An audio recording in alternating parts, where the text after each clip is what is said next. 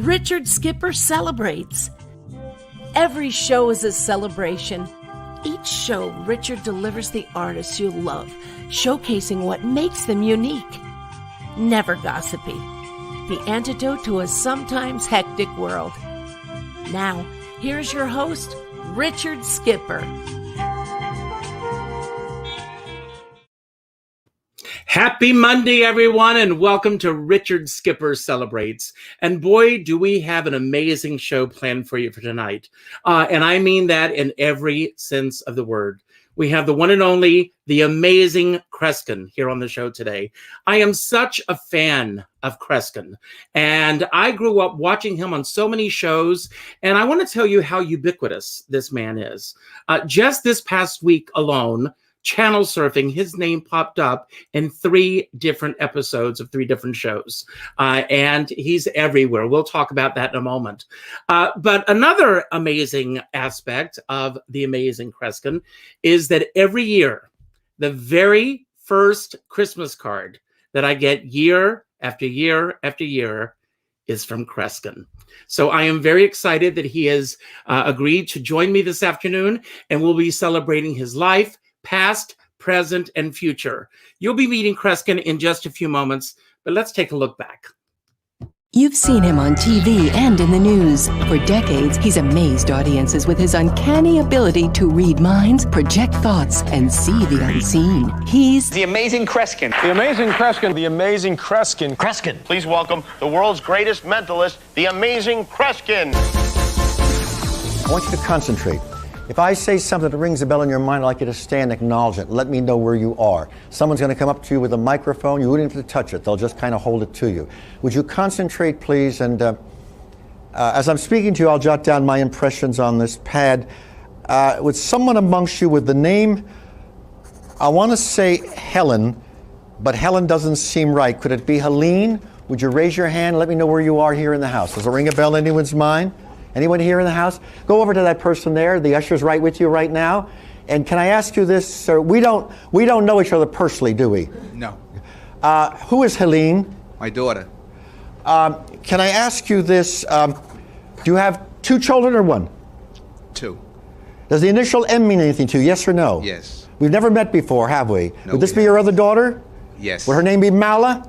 No. M-A, what is M-A-L? What is the name? That's not my daughter. Who's my that? daughter is Marna. Marna, pretty close. I couldn't get it exact, folks, huh? Because give him a hand for acknowledging. I really appreciate that. Who is thinking Ali? Does that ring a bell? Would the lady come over here? Is it spelled A-L-L? Is it I-E or with it is I? That's unusual. Who is Ali? My daughter. Can I ask you this? You're asking me in your mind about. Is it your dog you're thinking about? Is it the dog? You have a dog? I have a dog. You have a dog. Does the initial C ring a bell? Yes or no? Yes or no? Is that the initial of the dog? Yes. Would the dog's name be Cody? Yes. Thank you very, very much. I appreciate that.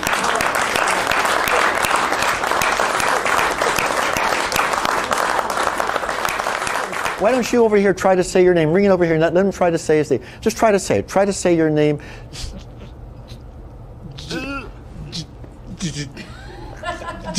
Try us, and you're wide awake, aren't you? Yes. Yeah. You get over here. Where do you live? Where do you live? In the city or outside in New Jersey or New York? Jersey. What town do you live in? Jackson. And he has no trouble speaking. No trouble at all. Then try to say your name. Try. Try. It gets worse. Try again. It gets harder than ever. John. Finally got it out. Give me a hand. He finally got it out. Isn't that wild? Isn't that crazy? You couldn't say it. Now I'm going to ask you all to stand. Stand up. Would people come back here and hold the backs of their chairs? Can we have people to stand and hold the backs of their chairs, please? And you ladies, just so they brace. Let the backs of your legs touch those chairs. The backs of your legs touch those chairs. You're going to all momentarily, I didn't do this with you earlier, find yourself sitting down. Your legs are now you're not going to fall because the chairs are there. But it's like, don't worry. There he goes. There, it's happening already. Close your eyes, all of you, the rest of you standing. And that's how fast you start getting pulled back in the chair. Your knees are bending, you let your knees bend, there you go. Sitting down, back, all the way, sit down, all the way, back. And I always like to leave one who doesn't respond. That's the power of a suggestion. All right, folks? Thank you, everybody. All right.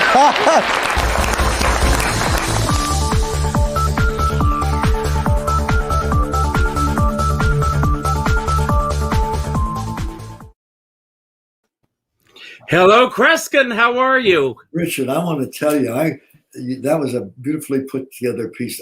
I have to also tell you something, because when did we meet not long ago? It's been a while since we last saw each other, and we have been trying to set up this interview for several years. Yeah. But I got to tell you, I've been reading about you and so forth. You have had such an illustrious career. The people whose lives you've touched, the interviews and so forth. And when you think now, with the shutdown that's happened in our culture, if anyone wants to know what to do or how to think, they should come to you, because you have a way of turning it around and making it work. And I respect you for it. You're a tremendous talent. So that means a lot that you say that. Thank you. By the way, you're a character also, so I want everyone looking in, since he can't erase this, folks. I dare not, when I come on the show, if I'm on in person with him, right next to him, I dare not read his thoughts. I'm only joking, Greg. There are no thoughts to be read. My Richard, life is an open book. I say this frequently, and since something in Seinfeld, a decision he made 2 years ago when he announced he would never work in a university again. And he's one of the great comedic minds. And now there are 6 or 7 more professional comedians who have also announced they would not work in a university. Mm-hmm. And the reason is something that, even with my work as I travel the world and the predictions and what have you, I wouldn't have dreamt of. Who would have ever thought that now in some major universities, to appear there as a comedian, you must supply every single piece of your dialogue so they can edit it. That was when I was a little boy, and I just celebrated a few weeks ago my 86th birthday. Oh, happy birthday. Thank you. And I remember as a little kid, the movie theater was about 10 steps from my house across the street in Caldwell, New Jersey.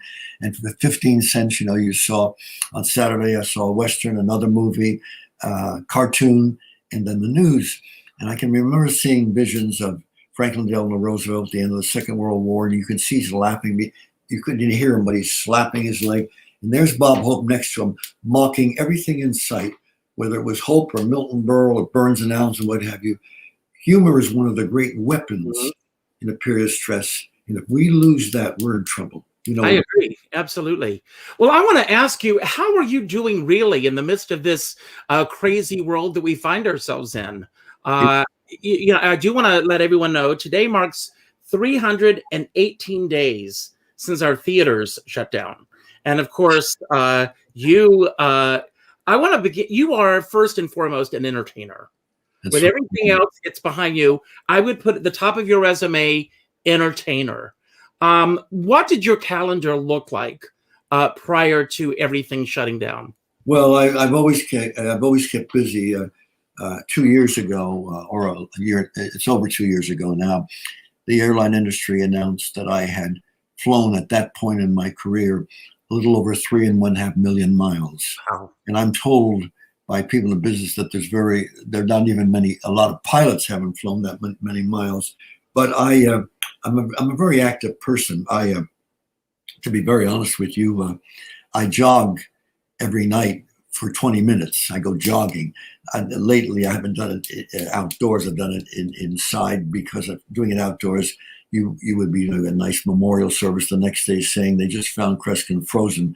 We don't have to worry about burying him. He's already what have you. I'm joking about that. It's a bad joke. But anyway, I can tell by the way no one's laughing. No, I'm kidding you. But at the same time, I've always kept myself active. And what's interesting? And some performers have discovered and are able to do this. I'm performing now also for private groups through what's the process we call Zoom. Mm-hmm.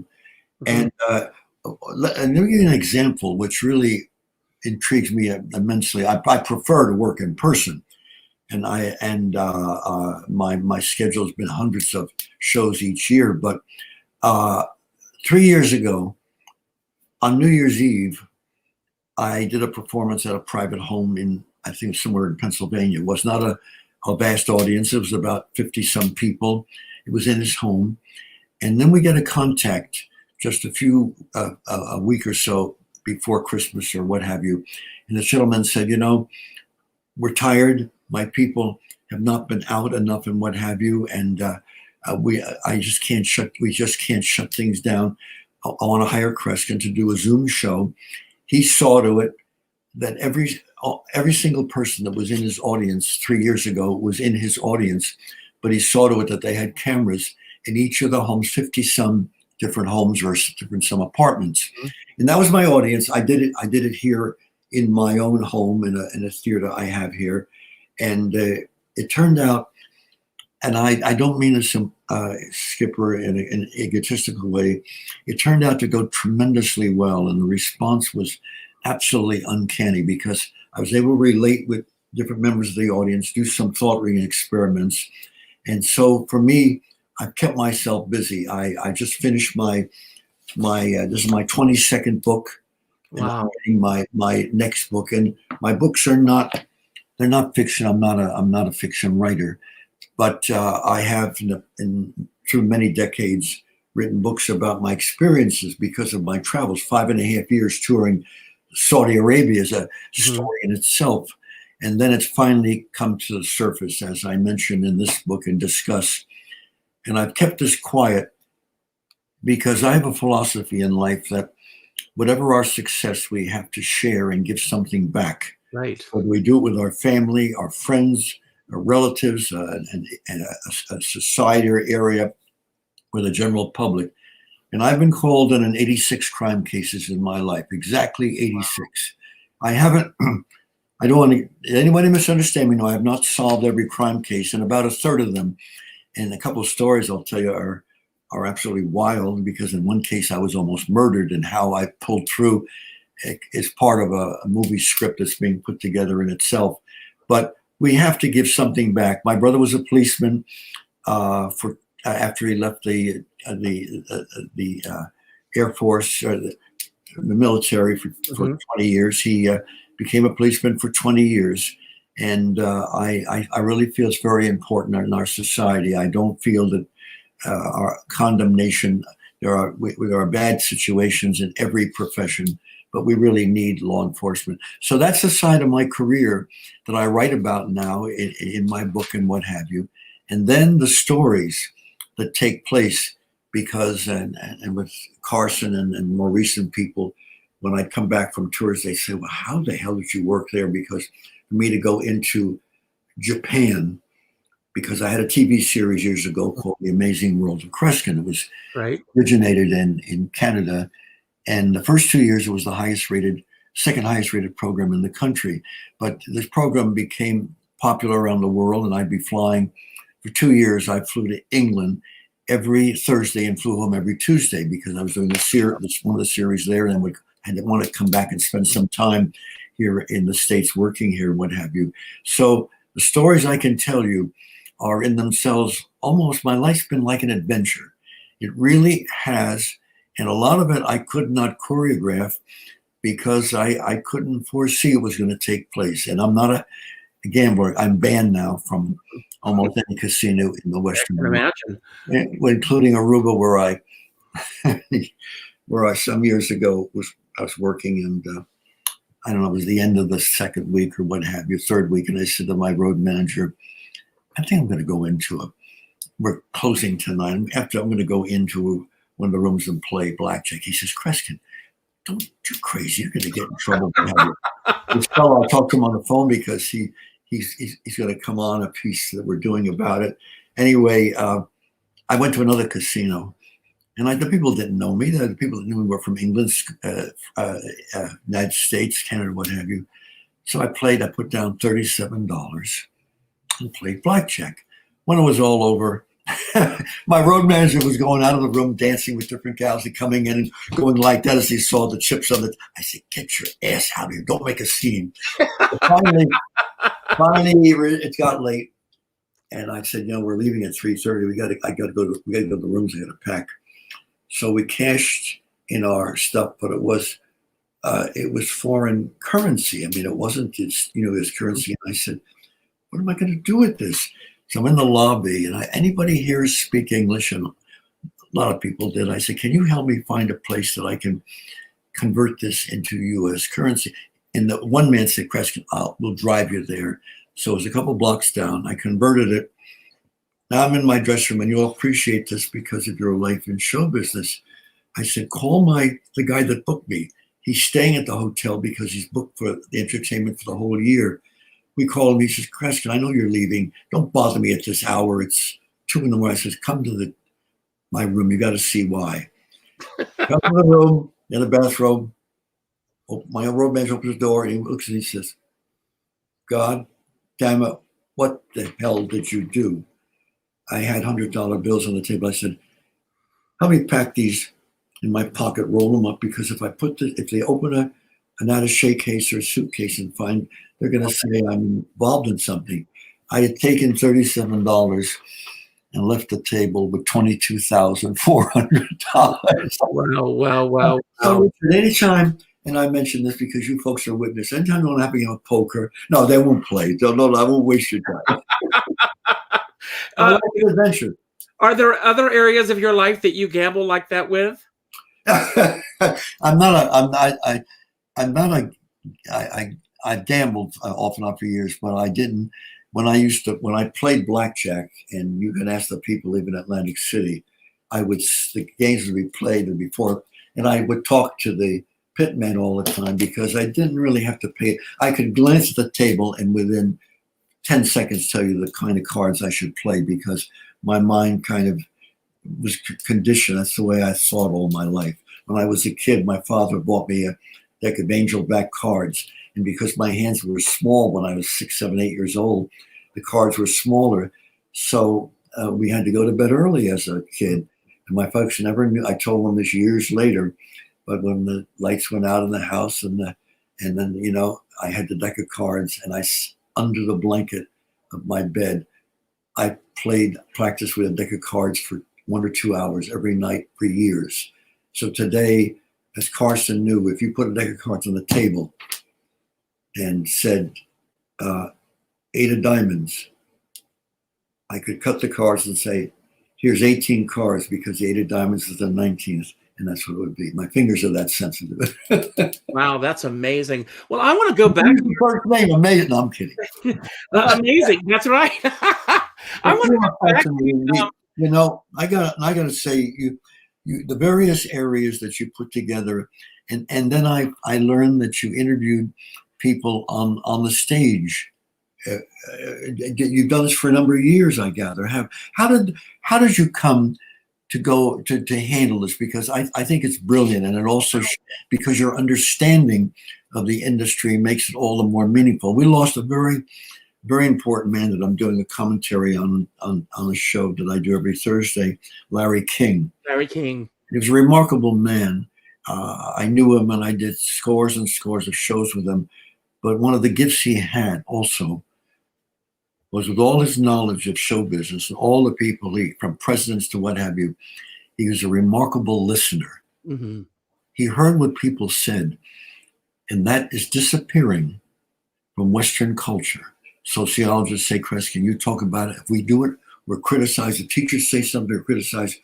We're not hearing what people say because people are sitting with an instrument by their ear and used to getting instantaneous responses instead of sitting back and saying, gee, I had that interesting lunch or discussion. Let's think about what he said. You understand? You know what I'm saying. I know exactly what you're saying. And I mean, Larry King was actually one of my idols. Every time that I sit down to do one of these interviews, I think of James Lipton. I think James Lipton, Merv Griffin. I did 105 shows with Merv. I wanted to ask you. You did Mike Douglas more than any other. More than anybody. there's a story there, and I it's nice you bring up people like this because college students say to me, Kreskin, tell us about Carson. We hear about Carson, we don't have any idea what it was all about. Mike Douglas was produced. One of the producers was a gentleman. Unfortunately, the latter years of his life, there was a scandal. It was Roger Ailes. But Roger Ailes was one of the most brilliant people in the history of broadcasting. He created and made some networks and what have you. I won't go into it now, but he told me something, and I tell this to, and before he died, he says, Kreskin, you can tell this to college students. When he finished college, it was in the Midwest somewhere, and he wanted a job in show business. So this man was doing a local show called the Mike Douglas Show. They didn't expect it to go far. Sure, then there was the network, but it was a local show. And he comes in for an interview, and the man says, well, what's your experience? He says, well, I majored in broadcasting. I directed radio shows and television shows at school. I put together shows, and when he was finished, the guy says, you haven't had one goddamn piece of practical experience. Don't give me that crap. I'm not interested. And Roger said, I was stunned. He said, no, leave here. Get out of here. Get a job in a local town where you're working with the teams, and you know how they think, because you can't be taught by a person in front of a classroom. This is the way you work. Well, he begged him. And finally the guy said, all right, young man, I'll hire you. I'll pay you $35 a week cash. And we'll see what happens. And Roger said to me, and he said at the funeral of the guy that was producing the show over Roger then, because Roger was working for this guy, he said it was the wisest decision he ever made. Because in going into broadcasting, at first he was standing behind a camera where in those days you held a cord as the camera moved, where you delivered mail, where you did these things. And by the time he reached the powerful position he did for the Fox network, he knew how everybody thought. He knew how each of the departments thought, the person delivering mail, the person doing this. And you don't have that today. You have people walking on the nighttime shows, and the producers call me and say, Kreskin, someone just fell on this show, toppled over. You get a kick out of this because you're always writing about, I know you won't use our names, but we're doing the thing over again. Johnny Carson had another philosophy. A mistake happens, run with it. Make it part of the show. Make it graphic and interesting. And a number of people following in Carson's footsteps did that, but today it's not as common. This is why the spark of a lot of spontaneous live television has gone out of the business. It just isn't there anymore. Well, let me ask you a question. I have a theory and a thought about all this. When you were doing these shows at that time, the Mike Douglas Show and everything, it seems to me as if the art of conversation was the key figure on the shows. And I'm sorry. It's okay. But it seems that today, with most of the late night shows, the main driving force is getting a joke out of everything instead of just having a conversation. Am I right on that or wrong? No. Ailes did something very special in my life. But by the time, as the years went by and I'd been doing the show so often, he finally became one of the associate producers. And he came over to me and he says, Kreskin, you're on a half an hour, 40 minutes every show. We give you more time than most guests. We'd like to do something because we have some commentary on different things. We'd like to bring up a topic to you. Every show you come on, different topic. We'd like not to tell you ahead of time because we want to get your spontaneous reaction to that topic. Well, it was one of the most important gifts ever given to me in my life because in my TV series, every show, we pull out of the news what was going on. I'm not saying that had to be political. I'm talking about some scenes and what have you taking place. And then there's another thing to learn. Carson never allowed in his dressing room, and I have told more people in broadcasting, some that have been in it for a number of years, and said, Kreskin, you just taught me something. Carson never allowed a person, even if he knew them before, in the dressing room before the show. He could have done shows with them through the years, worked with them through the years, or never met them before, because he had a philosophy. We meet in the dressing room, and the guy says something funny, and you'd like to say, "Hey, say that on the air." It's not going to be the same on the air. It's going to be contrived. There's going to be something lost in it. Well, that's what's happening today. There are the meetings before the show. By the way, it got in the news about 3 or 4 months ago. There were only 2 people that Carson did have in his dressing room before shows. One was Orson Welles, and the other was yours truly. But Carson had other interests that he was fascinated with, and he wanted to ask him because he didn't. But you're right. It isn't just a sort of a joke or insulting a politician or what have you. And by the way, Carson had a rule. He was very, very cautious on how he handled political humor, because he didn't want, very much so. In the same way that some of the performers today, or some of the actors and actresses, say some of the things they said on television today, if they said it a few years ago when they were working for MGM, 20th Century Fox, and what have you, they would be out of a job the next day, because the philosophy of the movie industry was, we don't want to lose half our audience. We're there to entertain all of them. That's something to think about. I'm not preaching. I just want people. I appreciate. People should know what's going on. They should know what's going on. And you bring up a very interesting point. You and I did not say one word before we were live on the air today. Someone that I'm going to be interviewing in a few weeks from now called me this morning and she said, "Can we discuss the interview?" And I said I would prefer not to. We will sit down. We'll have a conversation like 2 old friends, and we will have a great time. And that's my philosophy. I feel the same way. I feel that so many of today's shows, it's all about making the guest a punchline. And I think that something is really lost. I miss Charlie Rose on PBS, and Larry King. He was the best, absolutely the best. And he didn't have strong agitating positions, but by the way he questioned people, he brought things out of them, and you felt very much at home, no matter. And I can even think of politicians, whether other side they were on, you made them feel at home. But it was the questions he asked, he brought things out of them that maybe you hadn't heard before or hadn't thought of it from that angle.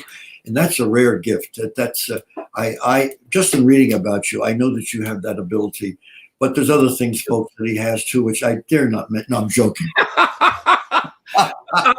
My ratings may go up. Tell everything.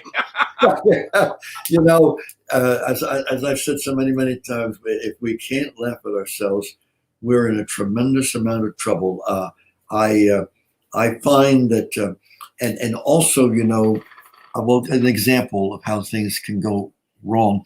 One of the show that was opposite Johnny Carson on CBS. Now, who am I thinking of right now? Brian, can you tell me right now? Was it, not Tom Snyder? No, later on than that. Joey Bishop? Yeah. Jimmy Bishop? Not Joey Bishop. This was at night. He was on the opposite the Tonight Show, and I was preoccupied. Letterman, David Letterman. Letterman. One time I'm on the Letterman Show. When I was on the Letterman Show, for some reason, and by the way, folks, these blind spots I get, don't even worry about it. I'm only seeing 3 psychiatrists a day now. No, I don't see this. But anyway, Letterman introduces me, and I walk on, because I've done the show so many times. I'm going to walk on, and slide and end up lying on the floor. And the audience, because I lie in like this, and the audience starts laughing and applauding and what have you. And Letterman had made a bit out of it. I forget. He was talking to me, but I wasn't answering because I didn't have a microphone. And when we went to a break, he says, "Kreskin, that was one of the nicest pieces you did." What? And then he realized it was accidental, but we made it into something. That's the fun of a program like that, But my program, I think my career, what has made it work so effectively for me is that, I've been performing since I was in my 11, 12 years old. I was doing 2-hour performances when I was in high school, 9th grade, full evening shows. Well, let me ask you, how did your Canadian show come about? Were you living in Canada at the time? No, I was traveling and I would go back and forth to Canada. Most people in Canada believe that I'm Canadian because I've done so many, many shows. I befriended so many people in the industry that we had a close bond, and they made my appearance part of their family. And that's when they came to me and said, Kreskin, would you consider a TV series? What's interesting is that in the first year, it was a half-hour show. We had no script, and I did something in the show which did not succeed. And a few weeks later, I'm called to the head of the network's office, and I walk in. It was not the healthiest setting. It was the head of the network and 4, 5, or 6 attorneys. I have nothing against attorneys. I just wish that most of them had been on the Titanic. So anyway, and I have family friends. So anyway, the gentleman said, Kreskin, he says, I said, yes, you've been very good to me. He had seen me in the States and came to me and said, we want to do a TV series. He said, something you did a few weeks ago failed. Would you mind if in each program, if something fails, you do it over again? I got nervous and I walked out of the meeting and called my road manager, my personal manager, who's in Pennsylvania. And he said, don't say anything, just be quiet. And finally it came back because I said, I do everything spontaneous. A failure should be seen as a failure. Mm-hmm. I'm told by people in the industry in the States and in Canada, they couldn't believe it. He set out an edict that no matter where my television series is sent or seen or taped, they are not to edit anything I do on the show out unless it's my audience readings, which goes over time. They can edit it down. And they said, Preston, we've never worked on a show where they were not allowed to edit, but it kept the integrity. The failures became part, and and you know what it did? It built up a greater trust with my audience because that's the way I function. Mm-hmm. It's the way all of us function. Yes, and I don't have footlights between myself and the audience. There are those lights there, but the key of the matter is what makes my program so romantic is that my equipment is the audience itself. Without them, I have no show because I'm tuning in on their thoughts. And so it's interesting whether it's a private affair, such as these events that I'm doing a lot of in these recent days, or in a theater, a nightclub, or Carnegie Hall and what have you, or a state fair that can number 10,000 or 20,000 people. But they are my audience. It's live, and that's what's exciting about it. Well, let me ask you this. How have you ever had a situation in your career in which they tried to edit or censor you to be what they wanted you to be, as opposed to who and what you're all about? Not really. Maybe early and I didn't know about it, but I got to be honest with you, Rich. It's an interesting question. And I love unusual questions because I've never been asked. And now, the people would say, well, why don't you do something this way? Or people behind the scenes might say this, but I don't mean it. I didn't mean it in an egotistical way, but no, I had to do what was natural for me, and I couldn't make it up any more than. And then some of the singers I've known through the years told me that that's the way they were when they came on stage. They had to be themselves. No, I've never had that happen. I've had people say, "Could you do something in this way?" And I would say, no, I don't. I don't rig things. I don't prearrange anything. And a lot of times, unexpected things happen when I was reading the thoughts of someone in the studio audience, and this happened a lot of times. Dead silent. Nobody was thinking of what I said. Mm-hmm. And after the show, there's a mass conversion of the staff because it turns out that someone on the set. Some shows had musical openings and what have you. Someone decided to think about that and say to the rest of the crew, and I kept getting it. And they knew if they walked on and said it was them, the show would have looked rigged. Mm-hmm. A lot of things like that have happened through the years, plus some dramatic near accidents and near catastrophes. But I survived them, and my psychiatrist. My degree's in psychology, and I don't brag about it because it took me 8 or more years or either 18 or 8. It actually took me a number of years because I was already working full time. So my first year at Seton Hall here in New Jersey, the head of the psychology department was teaching general psychology. And as of the 7th week, he said, folks, young people, and the guy that worked with the Today Show says, I was there in that class that night. Amazing. We're going to change the teaching. This young man is going to take over the class for 7 weeks and teach because he's had experiences I can't even explain or understand. Can you imagine being just starting school and teaching a class, you know? I want to ask you, with all of these talk shows that you appeared on throughout the years, and I say this as an homage to Larry King, if you could just give us a little insight as to what made each of those unique to themselves. As an audience member, we know what it is and why we tune into that show. But from you sitting in that chair next to those people, what was it that each brought to the table? And I'll start with Mike Douglas. Mike Douglas was a show business person, like the one he wanted to appear in plays and things like that. But he really, but in the case of Mike Douglas, between him, Ailes, and a couple of other directors, during the breaks, there was a great interaction. And they would say, Mike, pursue that with Kreskin or whoever the guest is, talk about that a little bit more. And then Mike got used to listening to the way they felt that the viewer would appeal to the viewer, that someone said something that could have happened to a person at home and how they handled it at home. In the case of Johnny Carson, he's a remarkable figure because Carson heard every single directing remark that happened on that stage. It was a remarkable phenomenon. And you had at least three cameras in those days and people, talking into the camera, but he heard everything.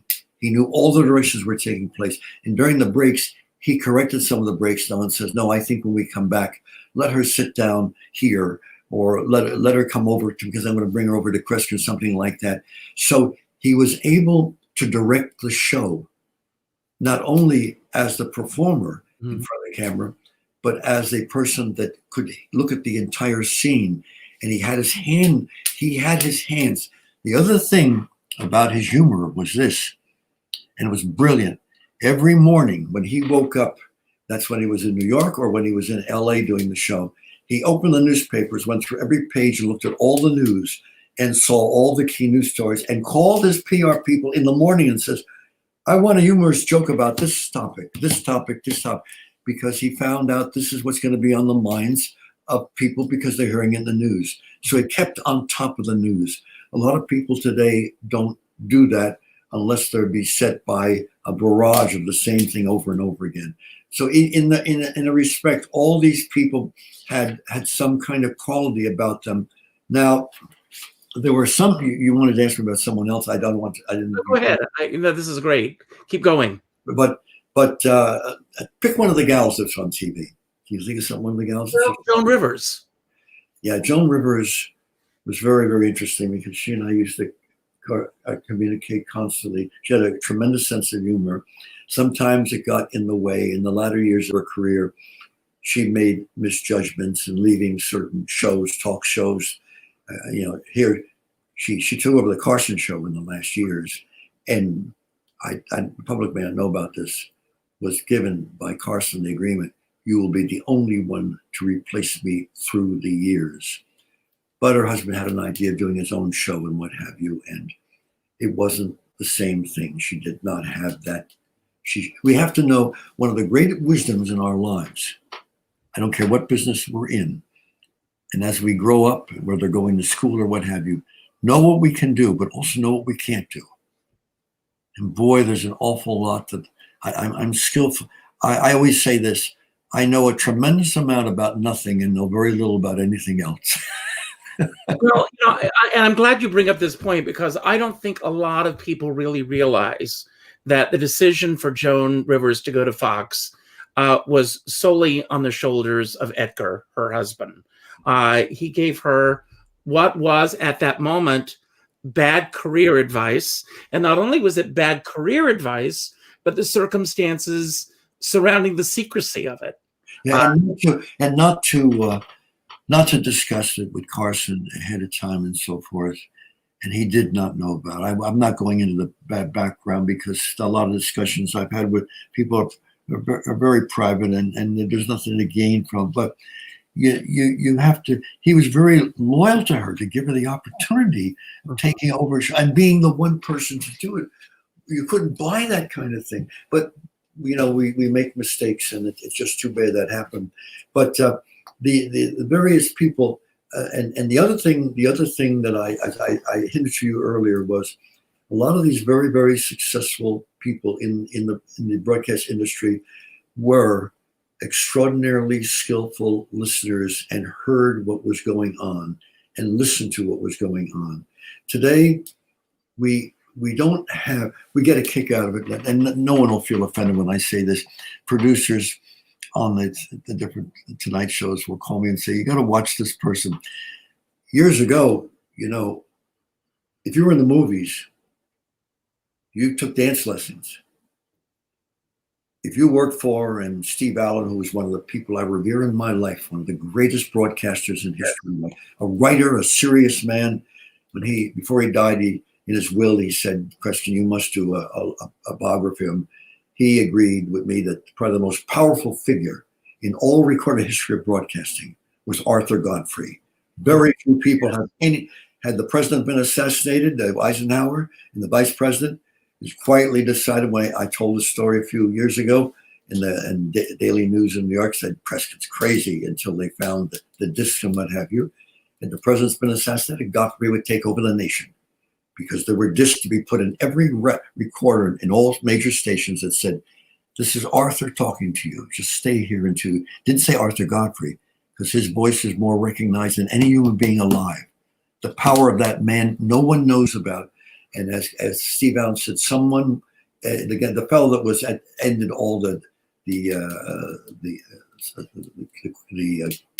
shows of news shows on Sundays. I can't think of his name, but he worked for Godfrey too. But we don't really. Godfrey had an interesting philosophy. When I was a kid and radio was being more and more popular, you went to work, you wore a tuxedo. Women wore an evening gown in most cases. There was no audience, but that's the way they dressed. Yes. And then you young people hear this, because hear the wisdom of one man who could change the world of broadcasting. And he was in Washington, D.C., and maybe worked on a few local stations. But anyway, Godfrey came along, he says, boy, if I ever get into broadcasting seriously, I'm going to change this whole thing. Because he had an idea, and then changed people didn't dress in formal things, because everybody said on the air, ladies and gentlemen.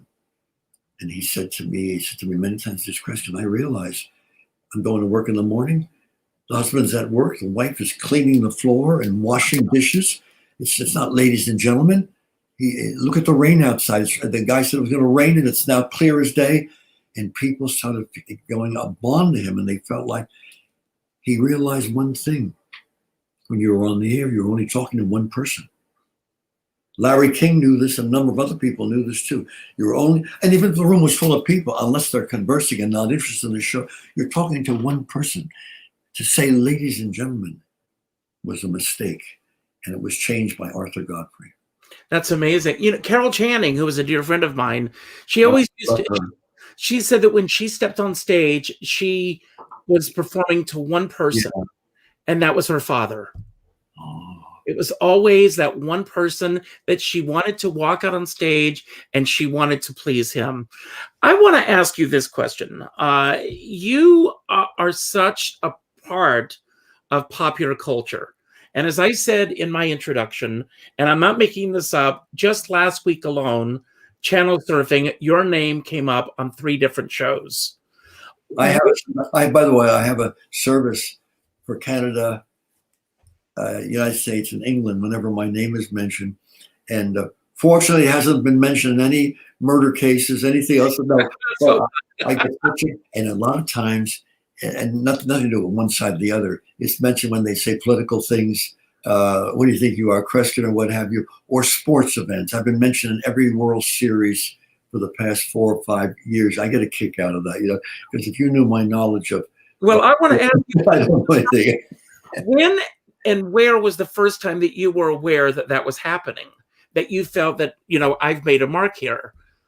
Well, it happened early in my career because starting with the Mike Douglas show, because I was on so frequently, I became part of conversations where I didn't realize this was happening. The people were saying, gee, who do you think I am, Kreskin, or what have you?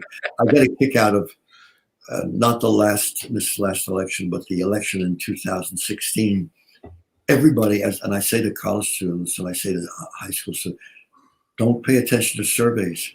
Don't pay attention because people, what they say, everybody knew that Hillary Clinton was going to win. Everybody, it was all the things. It was everywhere. Now, I predicted the last 5 elections, but this one I didn't get involved in. And then I thought to myself, oh, hell, this is ridiculous. And it's not because I was for one person or the other, because I seal my predictions. I don't announce them ahead of time. Otherwise, people are going to blame me for I'm supporting this person or not supporting what have you. So anyway, I said, I want to record my predictions. So a guy that runs a multi-million-dollar women's clothing store off Broadway said, he heard about it, said, well, Kreskin put the safe in my window. They put it in the window. He had a guard sit next to the safe for the next number of days. I don't know how many days it was before the election. And there was the safe, which I used in this last election, but not in that, not the house there. This was they put in Atlantic City. So anyway, now it's the night of the election. The next night, I'm waiting for the TV crew to pick me up. It was a local station in the New York area. And they come late. I said, what's going on? They said, no, Kreskin, we're going to have you on at night. I said, yeah, but aren't you on the daytime? They said, yeah, we're going to broadcast this to the internet. I said, what do you mean? They said, well, don't you know about Fox? I said, well, I've picked on Fox a lot, but not lately. They said, oh, you don't know what Fox called us and discovered? I said, what are you talking about? 1 year earlier, I'm appearing at a nightclub in Washington, D.C. for a week or 2 weeks. And something happened in the morning, and I get a call, and my brother was gravely ill, and I was very upset. And I get to the studio. We're professional. We don't show how we feel and what have you. And I had to leave that out of my mind. And I'm on the air with these 5 other. You folks can look at this if you get a chance on my webpage with these 5 other people. And one of the gals says, "Oh, Kreskin, the election day is 1 year from today. Who's going to win the election?" I said, "No, I never predict the elections. First of all, I was in his home. I performed in his home, and it's going to be noisy anyway because and I'm literally saying it was Trump. I give you my word, Richard. I have no memory of ever saying that. When Fox sent a copy of it to the show that night, and I looked at it, and people who knew me said, it's not like you to do that. I guess I was so upset, my unconscious came through. And here I have predicted the results of the election 1 year ahead. That's crazy. You're ahead. Yeah, absolutely. But anyway, so I have incidents through the years that in my book here, which by the way, it's called The Adventures of the Amazing Kreskin, and people can get it by going www.kreskinbook.com, www.kreskinbook.com. There is a scene here. Well, there's scenes, pictures with Ed McMahon and Carson and what have you. But I, in all my performances, I'm the only one in the world that does this. I turn my check over to my audience, a committee of people I've never met before. And they're picked by chance. Colleges go crazy with this. And I hand them my check. And 2 of them escort me from the theater. Or if it's outdoors, there's a trailer off the side, and they take me in the trailer, and the windows are all closed, so I can't see what's going on. My check is hidden anywhere in the entire theater or the entire auditorium. It could be 20,000 people, or it could be in a private banquet hall. When they've hidden it, they come back and they bring me to the stage. And the comment simply is this: I don't ask any questions. I don't talk to them. They have to concentrate on what they've done. If I don't find my fee, I forfeit the entire fee. It goes back to the company that booked me or the organization or what have you. And the program is for free, which is a hell of a way to make a living. Hell of a way to make a living. I've never failed. I failed. Well, I've done this over 3,000 times, but I have failed 11 times. The most famous was in New Zealand. This is one second night at a theater, what have you. The money was turned over to Crippled Children's Hospital, which is named a wing after me. That's great. That night, I lost in one night $51,000. So, and the drama of it is that it can be anywhere in the theater. So, this artist that I did this book with, and I don't collaborate with books, but his name's Howie Noel, and he did some of the drawings, the paintings, which are brilliant, of scenes in my life. And in this case, it was a theater at a university in the Midwest, an old theater, and a lot of the old theaters designed in those days had booths in them that sat up almost over the audience on the second level. You sat in the booth, and 8 or 9 of you, and you were able to see the stage like open space a bit. So I come back in the theater. It's a university audience, and I end up leading one of the committee members up to the steps. I'm on the second floor, and there's the booth, and there's people sitting at it. And the booth had rods attached to it that were sticking out maybe 6 feet, aimed towards the stage. It was, I guess, to further illuminate the stage for a theater setting. And I had this feeling, and I told the committee when they hired it, it's got to be a place that's safe and what have you. Well, they didn't think here, but I had a feeling I had to get to one of the lights outside. And I reach over the booth, of which there's a one-story drop to the audience, and I topple out of the booth. The audience screams because I could be broken my neck, killed myself, what have you. And the man in the booth, bless his soul, swings his arm under my tuxedo and caught his hand on my belt, and there I hung, swinging like this in the air, but with him holding me. Oh my God. Wow. I could have eaten. The audience was screaming. I was carried to, I couldn't walk. I was carried to the dressing room and lay there, and the emergency squad came in. I finally convinced them to let me go on stage and do the rest of my programs. They said, "You're insane." They had an old room, so I was able to put it under my arm. Turns out when I came out, the place had been packed. Only 8 people left. They stayed and waited for them. So you can see with incidents like that, my life really is an adventure. It's not scripted. And I want to say, who in their right mind would have their check hidden and risk it? Not many people, I can say that. We are almost at the end of the show, but I could talk to you for hours.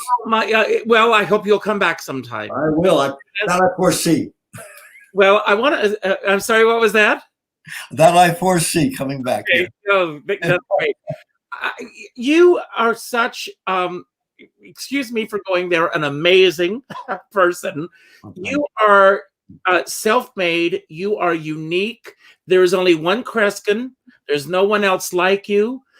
You have created this life for yourself. With everything that you've done, before we wrap this up, is there anything on your bucket list that you haven't done that you really would like to do? Well, I every year talk about my predictions for the coming year, and I made some dramatic predictions through the years. I've held back upon this. There's a small group now of 5 people that say, "Kreskin, we will pay for an entire page in the New York Times. We'll pay for the entire page right as you feel the world and society will go," because they say you spend so much time with audiences. How many minutes? We only a couple minutes, would you say? Yeah, but keep going. You're fine. So anyway, they wanted me to write about the future. I said, no, not in the New York Times. I don't want to do something like that. So I'm thinking of how to do this. And I'm going to put together, I'm concerned about, I love this country. I love my country tremendously. But I've also decided to do something else. And that is, I've gotten such tremendous acclaim. I made this decision and announced it a week ago, and Skipper will announce the date. People have been sequestered for a long time. One of the greatest mistakes that our politicians ever made was to close down cities. Some would like to do it now for another year or 2 years. Not my opinion. I know this for a fact because the money and the profits made behind the scenes, when you put thousands of businesses out of business, small ones, the large ones tend to replace and bring in millions. I'm not blaming any person whatsoever, but people, our young people are not having the light. People tell me, psychologists and sociologists, Kreskin, something has got to be done. I'm going to offer, and people can buy tickets in the near future, because it will be a 45-minute or 50-minute performance that they will be able to access at home. We're going to limit it to 40, 50 people, whether I do a dozen, 100, or hundreds of these. We'll see what happens. But it's going to be called the Kreskin Experience. And in that, I'm going to not only perform, but I'm going to devote the last 15, 20 minutes to teaching the person at home how they can tune better into their unconscious mind, how they can make decisions using certain techniques that I've developed, not miraculous techniques or know-it-all things, but it will give them an opportunity and also to communicate better with others by the certain techniques, which if they practice them, it'll take practice every day of maybe 3 minutes. But I feel that in many, many cases, because for years I had an office for 8 years with a psychologist in which he turned patients over to me.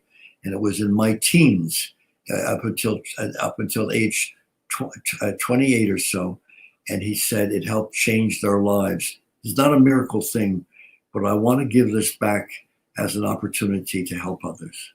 Thank you so much. I want to thank you so much for being here today. As I said at the top of the show, this is an interview that I've been wanting to do for such a long, long time. If you're half as happy as I am, then I'm happy. I appreciate your time this afternoon. I want to thank everyone for tuning in. If you enjoyed today's show, and I hope you did, and if you haven't done so already, please go to my website, richardskipper.com, sign my guest book with your thoughts about the show. That helps to boost me in other markets. I also want to let everyone know that tomorrow night at 8 o'clock, I'm going to be celebrating Natasha Yvette Williams. She is an amazing talent. I saw her back in December when NBC did their celebration of Broadway. She performed. I reached out to her and she said yes. So she's sitting in your seat tomorrow night, Kreskin. She's going to be right here with me. I also end every show by telling everyone to go out and do something nice for somebody else without expecting anything in return. Go to your Facebook friends list. Reach out to the 6th person on the list, the 7th person. Reach out to that person and call them. Not an email, not a text, not a message. Call them and let them know what they mean to you. And if you want to go an extra step, go to amazingkreskin.com and order 2 copies of The Adventures of Kreskin. And Richard, in the spirit of broadcasting, I'm not going to say goodbye, but I'm going to say something I've said all through the years, and that is simply to be continued. To be continued. And that's the perfect way to set us off. Kreskin, you're the best. Thank you. Thank you so much.